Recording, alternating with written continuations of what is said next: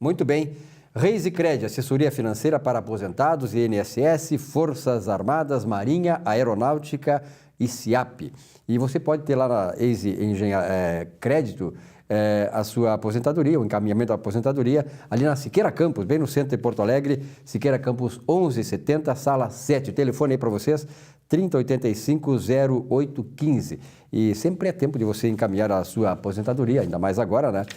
E aproveitar que o pessoal não está de greve, porque sempre eles estão de greve. Então, na Reisicred, das 8h30 às 17 horas, nesse endereço, ligue e marque a sua conversa lá com o pessoal.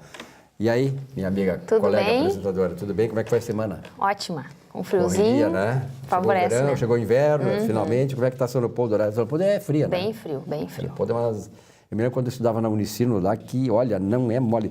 Agora, claro, agora São Leopoldo mudou muito, tem prédios, então a estrutura de material, quer dizer, de prédios, do rio, né? no entorno do rio ali e tal, já dá uma certa proteção. Mas naquela época, década de 70, era muito frio mesmo. O campus da Unicinos, que era lá na sede central em São Leopoldo, ainda tem uma parte lá, era muito, realmente, o inverno era terrível. E o verão também, né? Porque o verão é muito Também quente por lá, né? Bom, Cassia Carpes, como é que está, meu amigo? Tudo bom, Silvio? Tudo bem? Tudo bem? Antes de mais nada, uma palhinha, já que o Cassia foi... Ontem me lembrei do Cassia, porque nós estamos gravando na quinta-feira, o Grêmio jogou ontem contra o Rosário, levou um banho de bola, e falta no Grêmio um zagueiro. Me lembro se o Cassia tivesse em forma aí, olha, o Cassia... Mas quem fez falta foi o Jeromel. O Jeromel, pois que é da tua posição cachumba, ali, né? imagina, cachumba. Central da área, né? O Cassia era quarto zagueiro, né, Cassia? Zagueiro central ou quarto zagueiro? Zagueiro central. Faltou para o Grêmio o zagueiro central ali. O Jeromel faz tudo, agora o Grêmio não fez. E aí eu acho muito difícil reverter lá na Argentina. Sobretudo naquela rivalidade que existe lá do Rosário Central. Eu já vi um clássico, Rosário Central e Nils. Tempo que o Oberti jogava aqui no Grêmio, eu era muito amigo do Oberti, um meia-esquerda argentino. Teve aqui, tá super careca, Oberti, né? Oberti.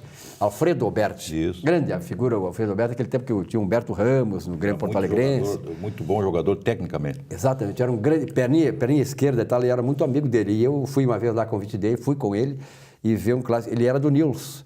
E lá o clássico é Nils e Rosário. Esse que teve aqui com o Grêmio, deu um banho de bola no Grêmio aí. E, aliás, na semana, no domingo anterior, eles tiveram um clássico lá, 0-0, e foi um clássico muito pegado.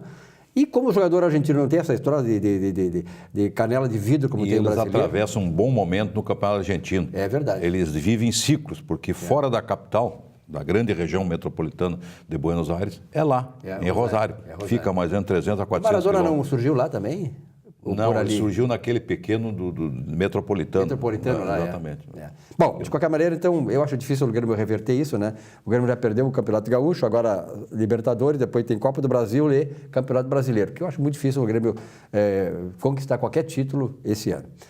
Cassia, essa semana tivemos aí uma sessão do Supremo Tribunal Federal e a questão que envolve, naturalmente, os estados. Os estados estão falidos, sobretudo aqueles estados que tiveram a administração petista, como o Rio Grande do Sul. Suspendeu por 60 dias. Mas é uma suspensão que eu entendo buscando entendimento. Mas aí eu pergunto para vocês e para os nossos telespectadores, como é que vai se entender se a União está numa situação econômica dificílima e o Estado também? E acrescento mais aí o município, que é onde nós vivemos, que é onde a economia gira. Então, se falou em vício de origem, é verdade. Nesse aspecto eu concordo com o Supremo naqueles votos. Ou seja, eu fui vereador, eu jamais poderia, e legislador também como deputado estadual, jamais nós poderíamos fazer leis que implicassem despesa para o Executivo. Se nós chamamos na gíria econômica, política, vício de origem. Não pode. Como é que tu vai impor ao Executivo fazer dívidas quando, na realidade, aquilo não está no orçamento? Então, isso é um problema. Mas a questão é outra, né? O Rio Grande do Sul diz que devia 9, pagou 25 e deve 54. Isso é o Rio Grande do Sul, fora os outros estados. Todos os estados estão nessa situação. Então, este é um aspecto. Como resolver isso? Porque aqui nós estamos atravessando uma questão séria, que é o governo, devido a essas condições econômicas, financeiras, não paga os seus funcionários.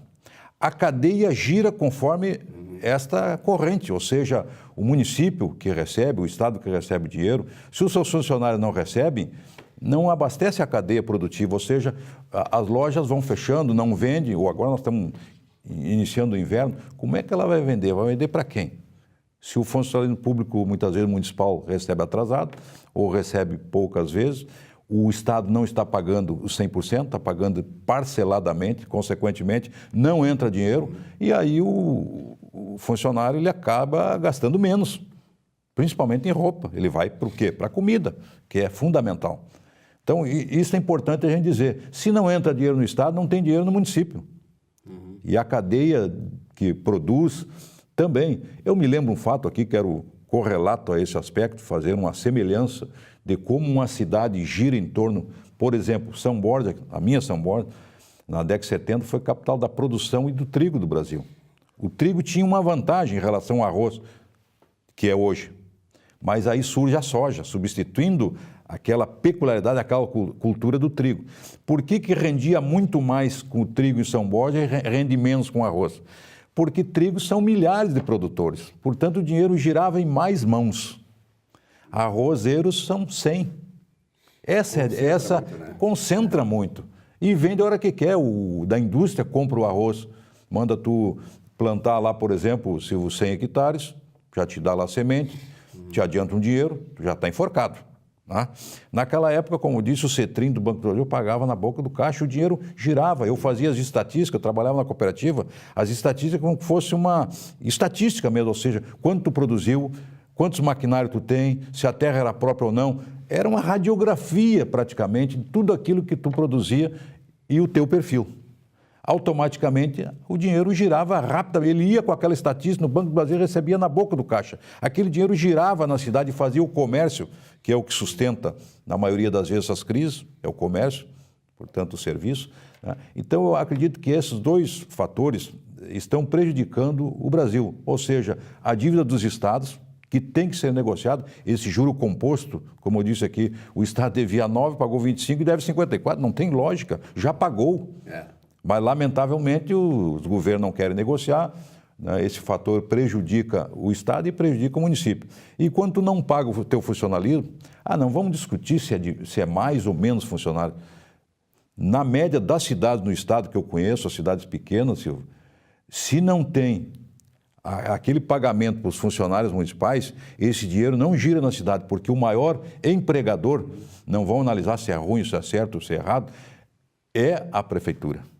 Automaticamente, claro que cada prefeito coloca o número que ele entender que seja benéfico para ele, para administrar economicamente a cidade.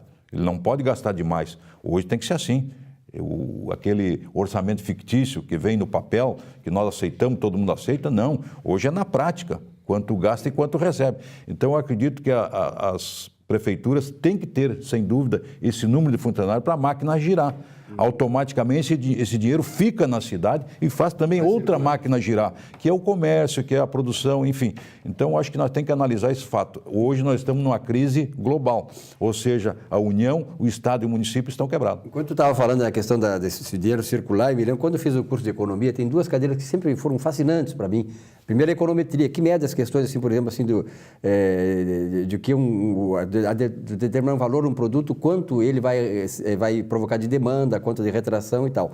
E se outra, ele agrega. Exatamente. E outra coisa é uma cadeira que tinha uma cadeira chamada Moedas e Bancos, que tinha uma subcadeira que dizia assim, velocidade de circulação da moeda, que é a coisa fundamental, é isso que tu chama, quer dizer, a economia ela gira e ela tem uma velocidade de circulação da moeda, senão ela fica parada, que a partir para baixo ela trava a economia e para cima, quanto mais ela girar, mais girar a economia, mais riqueza ela produz. Eu fiz um curso de gestão na URGS um ano, foi fundamental para mim, para entender esse processo, além de eu estar no Legislativo Municipal 2 vezes, Legislativo Estadual 2 vezes, isso me deu um amplo conhecimento nesse aspecto.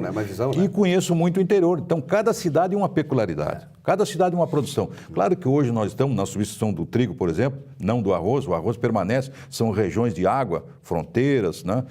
Naturalmente, mas o soja vem substituir naturalmente o trigo, porque o trigo não teve mais a compra do Banco do Brasil, o custo de plantação é muito alto e, além disso, o trigo é um produto que não necessita de muita água, muita umidade. O frio ele gosta, mas água não. Automaticamente, quando o produtor entrega a sua produção nas cooperativas, se tiver muita umidade, ele perde às vezes, a maioria da sua carga que sai da lavoura. Isso é grave, ele perde muito né? Então, o soja vem substituir noutra proporção, uma proporção de mais qualidade, mais produtividade e principalmente a questão da exportação. Tá certo. Obrigado, Cassiano. Até a semana que vem. Eu agradeço. Né? Até Bom, mais. nós vamos ouvir agora o comentário do Gustavo, que fala sobre segurança pública, e ele se refere especificamente à questão que aconteceu essa semana, né? Aquele tiroteio que houve lá na frente do hospital, não sei se é o Cristo Redentor ou Conceição, que são dois hospitais, mas foi o Cristo Redentor, e que acabou, né, os PMs que representam o Estado, que nos representam, do ponto de vista de nos assegurar a segurança pública, acabaram matando os 4 bandidos aí. Eu não sou daqueles que acham que, de certa maneira, que se deve conversar, tem coisas que não dá para conversar. Tu não pode conversar com o Estado Islâmico, por exemplo, como que é a Presidente da República. O Estado Islâmico não quer conversa, ele quer matar. Quem é contra, ele mata. Então, aqui a questão da bandidagem no Estado, tem muita gente que está comemorando. Eu também, de certa maneira, nós temos que ficar numa situação dessa. Quer dizer, o Estado nos representa, eles têm que nos representar no momento em que alguém, como os bandidos que estão por aí pelas ruas, está ameaçando a todos nós e as nossas famílias. Então, na briga entre eles, quer dizer, quem é que nós vamos torcer? Para quem vencer? Você fica com a sua opção. Eu acho que eles fizeram muito bem e o Estado tem que fazer presente nisso. Hoje tem determinados locais na cidade, o Cassé, que foi vereador aqui, sabe, que a segurança pública não entra, o PM não entra ali. Não consegue entrar. O Estado, então o Estado precisa recuperar sua autoridade. Morar lá, porque é corrido de lá. Então, perdeu essa prerrogativa. Então é preciso aqui, já que a Justiça não está fazendo a justiça que deveria fazer, que as leis são umas leis lenientes, né? Então acaba acontecendo isso, essas tragédias, esses tiroteios, essa guerra que está acontecendo. E para que lado tu vai torcer? Nós temos que torcer para o lado do Estado, que é o Estado que nos representa. Então, o Gustavo fala e muito bem sobre isso aí. Vamos ouvir.